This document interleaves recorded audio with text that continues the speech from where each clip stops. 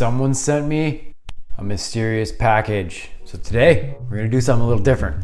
My name is Dusty, and I've been TIG welding in the industry for almost 20 years now. My YouTube channel is for the positive people in the welding community who love TIG welding as much as I do. This is for the beginners, people looking to up their game on the torch, or just anyone who's interested in learning about TIG welding in a fun, negativity-free environment. So join me on my mission on my channel, and let's get welding. This is Pacific Arc TIG Welding. Hey Arc heads, welcome to another episode from Pacific Arc TIG Welding. I'm lucky enough once in a while to be sent something cool, and today is one of those days. I want to give a big shout out to my boy Will. Will cut me up a cool little kit and he sent it to me. These are the different kits that he does on his Instagram page. Thank you, Will. I appreciate it, man. So he has sent me one of these dodecahedrons. Is that what they are? Hold up. Will, what is this thing called? Dodecahedron? Is that right? I'll wait for him to get back to me. If he responds, I'll let you know. It's a shape. It's like a sphere thing that has a bunch of sides on it. He cut my logo into them. How sick is that? As you can see here, it is roughly cut. It's got a little oxide on it. Might have got wet somewhere along the way, but it's here. We can deal with it. So first thing I'm gonna do, I'm gonna clean these up. Maybe give them a little deburr just to tidy up the edges a little bit, get them ready, and then we're gonna weld it. It is mild steel. So for steel rod, what I'm gonna be using is some 70S2 or something like that. And then we'll set up the machine and we'll get to welding it out and see how it goes. Okay, so for my settings for this one, we're gonna have the Everlast machine set at DC negative. So on DC negative, our settings are gonna be just a quick blast of pre-flow just to clear the weld area. We're gonna have the minimal amount of start amps possible. For welding amperage, we're gonna set it to about 55 amps. This is definitely way more than we'll actually need, but again, I'm gonna dictate what I use with the foot pedal. We're gonna have minimal end amp set, the lowest as possible for sure. And then for post flow, we're gonna run about 5 seconds of post flow. For gas, we're gonna be set at the moment for about 20 CFH. That should be good enough for now. All right, so there's actually forward facing ones and rear facing ones as well that I need to organize. I don't wanna put one backwards with a rear facing one on the front or a mistake like that. Organized? Okay, good. Let's start putting it together.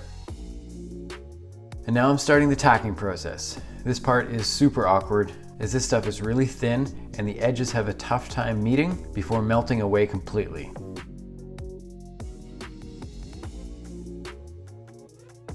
As you can see, I'm tacking them only focusing on the bottom edge first. Once those are all tacked up properly, I will bend the sides up to meet and do that joint next. Here I'm just filling up my corners a little more so that no tacks let go or break when I start welding. I'm using a steel hammer to knock the joints nice and tight. We want no gap. Now I've pinned the sides and bottom and I can start on the top half now. Just when I thought the bottom half was awkward, holding the top half in place while trying to tack these in place is so hard. Every time I go to tack it, it moves. Although having gloves with this much dexterity actually helps out quite a lot with something like this. I'm able to feel what I'm doing and bend the pieces around a little bit more with my hands while not getting burned as the thing heats up.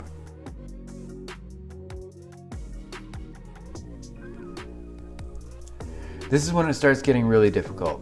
As I near the last few pieces, I have less and less room to work with and little indiscrepancies become tricky to work with. Here I'm using my filler rod to apply some pressure to get the joints to settle a little bit tighter now. Now I'm happy with a decent fit up. Let's start to weld it out.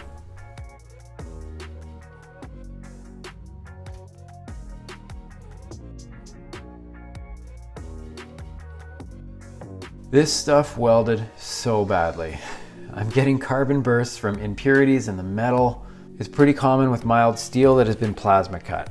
But doing some areas with filler will help for sure, and welding some spots with no filler, I got it done.